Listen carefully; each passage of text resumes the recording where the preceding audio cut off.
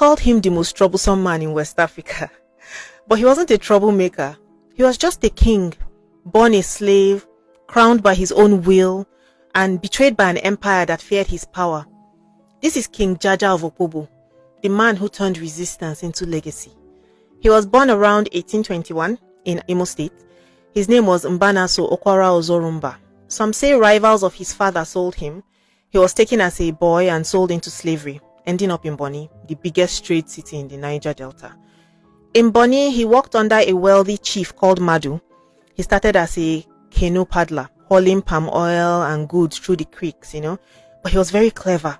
He learned how the trade worked. He learned how to read people, negotiate, build trust, and over time, he rose from servant to merchant.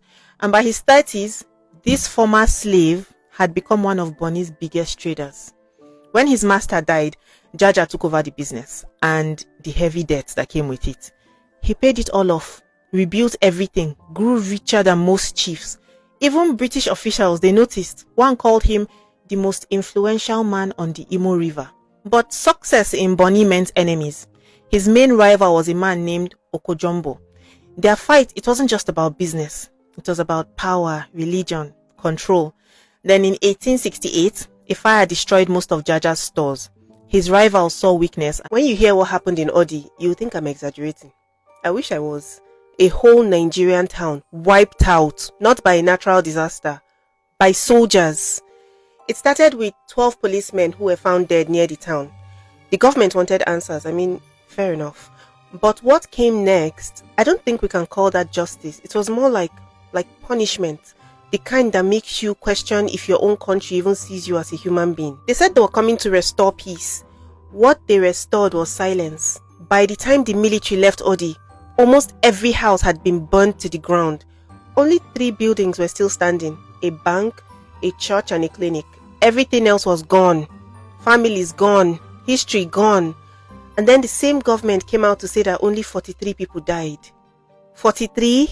In a town that no longer existed? So what really happened in Odi? And how did something so brutal happen just months after Nigeria returned to democracy? Let's get into the story.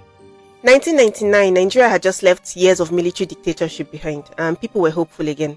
But in the Niger Delta, that hope did not mean much. The oil kept flowing, the money kept disappearing, communities producing it were left with pollution and poverty. And out of all of that came anger, and it formed movements and militancy. Young men were tired of begging for fairness. So in December of 1998, Ijaw youths, they had already made a bold statement, the Kayama Declaration. They said, we own our land and we own